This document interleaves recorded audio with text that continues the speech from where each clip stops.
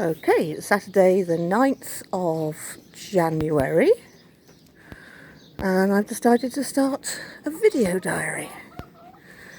I've every year bought journals and books for the garden and the allotment, and I'll maybe use them for, well, at most a month. So this year I thought I'd do this. It'd give me a reason to get out into the garden, regardless of the weather. Well, maybe not regardless of the weather, but it will allow me to keep a journal of what's flowering and what's not, and what I've planted and all that sort of stuff. Right, so this is the top garden, and at the moment I've managed to get maybe just under half of it covered with farmyard manure, and the green netting's for the cats, not the chickens. I have two sets of chickens at the moment. This trio up here are a trio of girls. My son and daughter-in-law are moving back up here from London, and I'm chicken sitting. So these girls are in that hutch, and then mine, my beautiful quartet with my gorgeous boy. Smile for the camera, Solo. You're beautiful. Yes, you are.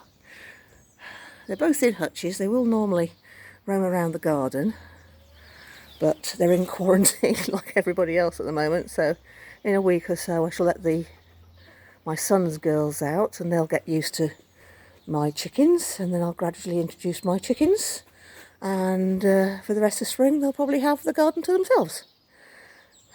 But anyway, there we are. We have this bit. I have many perennials, a beautiful old apple tree, and this tree here, believe it or not, is a bay tree. Started off as a tiny little thing we planted years ago, and now it's enormous. Yes. But anyway, this is the top garden.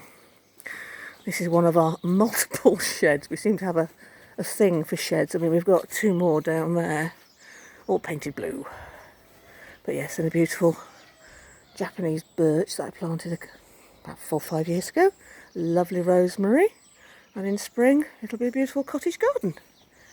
Right. And this is the entrance to my garden. Please shut the gate. Yes.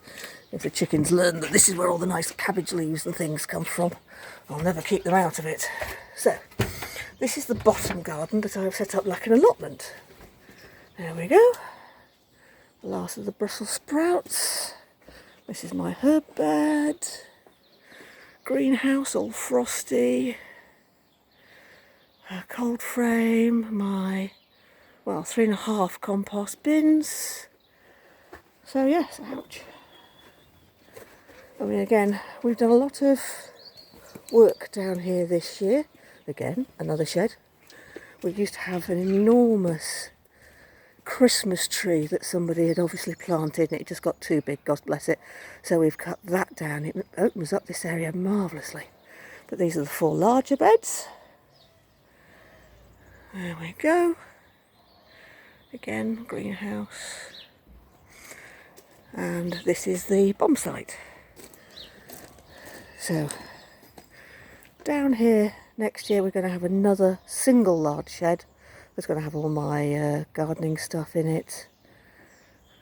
Now that we've removed that tree, we're going to put the fencing, we're going to finish the fencing like that, all the way down here. And we might keep some of my other chicken hutches and bits and pieces in here. It stinks down here at the moment because we have a fox, which is another reason my chickens are in the top garden. But it is a beautiful morning. Lonely little cabbage. And this is the start of it all. So there we are. This is my first garden.